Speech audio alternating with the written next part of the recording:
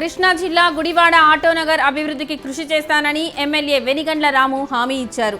ఆటోనగర్లో ఏళ్లుగా ఉన్న సమస్యలు పరిష్కరించాలని ఎమ్మెల్యే రాముకు ది కృష్ణా జిల్లా industrial and automobile workers union వినతి పత్రం అందజేసింది. కార్మికుల సమస్యలు ఓపికగా విని పరిష్కారాలు చర్యలు తీసుకుంటామని తనను కలిసిన వారికి ఎమ్మెల్యే హామీ ఇచ్చారు. విజయనగరంలో పునర్నిర్మాణంలో ఉన్న 3 అన్నా క్యాంటీన్లను ఎమ్మెల్యే ఆదితి గజపతిరాజు పరిశీలించారు. సీఎం చంద్రబాబు నాయకత్వంలో ఈ నెల 15 నుండి ఏపీ వ్యాప్తంగా అన్నా క్యాంటీన్లు పునఃప్రారంభమవుతాయని ఆదితి చెప్పారు. పేదల ఆకలి తీర్చేందుకు గతంలో టీడీపీ ప్రభుత్వం వీటిని నిర్వహించిందన్నారు. వేములవాడలో ఐసీడీఎస్ ఆధ్వర్యంలో దివ్యాంగులకు ఉపకరణాలు, సహాయ పరికరాల ఎంపిక శిబిరాన్ని ప్రభుత్వ విప్ ఆది శ్రీనివాస్ జ్యోతి వెలిగించి ప్రారంభించారు. సిరిసిల్ల జిల్లాలో అర్హులైన దివ్యాంగులకు పరికరాల పంపిణీకి ఎంపిక చేస్తున్నట్లు శ్రీనివాస్ తెలిపారు. అర్హులకు బ్యాటరీతో నడిచే ట్రైసైకిళ్లు, చేతి కర్రలు, ఇతర పరికరాలు ఇచ్చేందుకు నిధులు కేటాయించినట్లు చెప్పారు. నల్గొండ జిల్లా నాగార్జునసాగర్ జలాశయానికి వరద ఉధృతి కాస్త తగ్గింది. దీంతో ఇంతవరకు తెరిచి ఉన్న 22 క్రస్ట్ గేట్లకు బదులు 18 గేట్ల ద్వారా 2,50,000 క్యూసెక్కుల నీటిని దిగువకు వదులుతున్నారు. నాగార్జునసాగర్ జలాశయానికి ఇన్ఫ్లో 2,95,652 క్యూసెక్కుల నీరు వస్తోంది. అవుట్ఫ్లో కూడా అంతే కొనసాగుతోంది. భద్రాద్రి కొత్తగూడెం జిల్లా చంద్రగొండ మండలం తిప్పనిపల్లిలోని భారీ వర్షం కారణంగా ప్రభుత్వ పాఠశాల తరగతి గదులు నీటితో నిండిపోయాయి. తరగతి గదుల్లో 2 అడుగుల మేర వర్షపు నీరు చేరింది. స్కూల్లోని మధ్యాహ్న భోజనం, బియ్యం, పుస్తకాలు, రికార్డులు తడిసి ముద్దయ్యాయి. విద్యార్థులను తల్లిదండ్రులు ఇళ్లకు తీసుకెళ్లారు. ఖమ్మం జిల్లా సత్తుపల్లి పరిసర ప్రాంతాలలో ఎడతెరిపిలేని వర్షాలతో జనం హడలిపోతున్నారు. సత్తుపల్లి గౌరీగూడెం రోడ్డులో సుమారు 200 మీటర్ల దూరం మోకాలి లోతులో నీరు ప్రవహిస్తోంది. వరద నీరు పంట పొలాలను ముంచెత్తింది. దీంతో రైతులు, వాహనదారులు తీవ్ర ఇబ్బందులు పడుతున్నారు. సత్తుపల్లిలో 3 రోజులుగా వర్షాలు కురుస్తూనే ఉన్నాయి. పుట్టిన బిడ్డకు మొదటి గంటలోపే తల్లిపాలు పట్టించాలని, మొదటి 6 నెలలు తల్లిపాలు మాత్రమే పట్టించాలని డాక్టర్ సాయి కిరణ్, సిపిడిఓ సరిత పిలుపునిచ్చారు.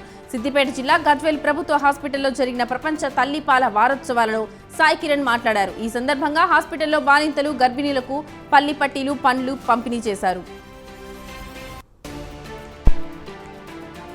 చేనేత కార్మికుల దినోత్సవం సందర్భంగా ప్రకాశం జిల్లా ఒంగోలు కలెక్టరేట్లో చేనేత వస్త్రాల స్టాల్స్ ను ఎమ్మెల్యే దామచర్ల జనార్దన్ ప్రారంభించారు. చేనేత వస్త్రాలు తయారు చేసే ఈతముక్కుల, ఉలిచి గ్రామాలలోని ఎందరో చేనేత కార్మికులు గిట్టుబాటు ధరలు లేక ఆత్మహత్య చేసుకున్నారని ఎమ్మెల్యే అన్నారు. గతంలో చంద్రబాబు చేనేతలకు గిట్టుబాటు ధరలు ఇచ్చారని గుర్తు చేశారు. ఎప్పటికప్పుడు ప్రజా సమస్యలు పరిష్కరిస్తామని అనంతపురం జిల్లా కంబదూరు కొత్త తహసీల్దార్ బాలకృష్ణ అన్నారు. కంబదూరు కొత్త తహసీల్దార్గా బాలకృష్ణ బాధ్యతలు స్వీకరించారు. ఆయనకు రెవెన్యూ సిబ్బంది ఘన స్వాగతం పలికి శుభాకాంక్షలు తెలిపారు. భూ సమస్యలపై ప్రత్యేక దృష్టి సారిస్తానని తహసీల్దార్ తెలిపారు. వేములవాడ ప్రభుత్వ జూనియర్ కాలేజీని ఇంటర్మీడియట్ బోర్డు డైరెక్టర్ శృతి ఓషు, కలెక్టర్ సందీప్ కుమార్ జూషుతో కలిసి పరిశీలించారు. తరగతి గదుల్లోకి వారు వెళ్లి విద్యార్థులతో మాట్లాడారు. ఉచితంగా పంపిణీ చేసిన అన్ని పుస్తకాలు వచ్చాయా అని ఆరా తీశారు. ఎంత సిలబస్ పూర్తయిందని అడిగారు. కాలేజీలో అవసరమైన వసతులపై ప్రిన్సిపల్ శరత్ కుమార్ శర్మతో శృతి ఓషు ఆరా తీశారు. జగిత్యాల జిల్లా కోరుట్లలో నిజామాబాద్ జగిత్యాల జాతీయ రహదారిపై ఏకిన్పూర్ భూ నిర్వాసితులు ధర్నా నిర్వహించారు. గ్రీన్ఫీల్డ్ హైవేలో కోల్పోతున్న తమ భూములకు ఎక్కువ మొత్తంలో నష్టపరిహారం చెల్లించాలని ఏకిన్పూర్ భూ నిర్వాసితులు డిమాండ్ చేశారు. పశ్చిమ గోదావరి జిల్లా భీమవరం 1 టౌన్ పోలీస్ స్టేషన్ సమీపంలో విద్యుత్ స్తంభం పైకి ఎక్కి వ్యక్తి హల్చల్ చేశాడు. ఫుల్లుగా మద్యం సేవించిన యువకుడు ఆ మద్యం మత్తులో స్తంభం ఎక్కాడు. మందుబాబును పోలీసులు విద్యుత్ స్తంభం నుంచి కిందకు దించారు.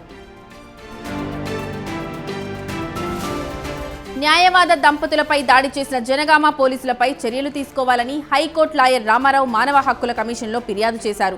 బాధితురాలి వివరాలు తెలుసుకునేందుకు పోలీస్ స్టేషన్కు వెళ్లిన లాయర్ దంపతులు అమృతరావు, కవిత పట్ల జనగామ సీఐ రఘుపతి అనుచితంగా ప్రవర్తించారని ఆయన ఫిర్యాదులో పేర్కొన్నారు. పోలీస్ సిబ్బందిపై క్రిమినల్ కేసు నమోదు చేయాలని రామారావు డిమాండ్ చేశారు.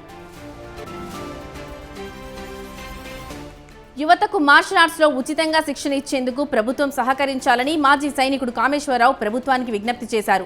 దేశ రక్షణ రంగంలో పనిచేసి రిటైర్ అయిన 23 ఏళ్లుగా తాను కరాటేలో వేలాది మందికి శిక్షణ ఇచ్చినట్లు ఆయన చెప్పారు. తమ సేవను గుర్తించి శిక్షణ కోసం ప్రభుత్వం స్థలం కేటాయించాలని కామేశ్వరరావు కోరారు.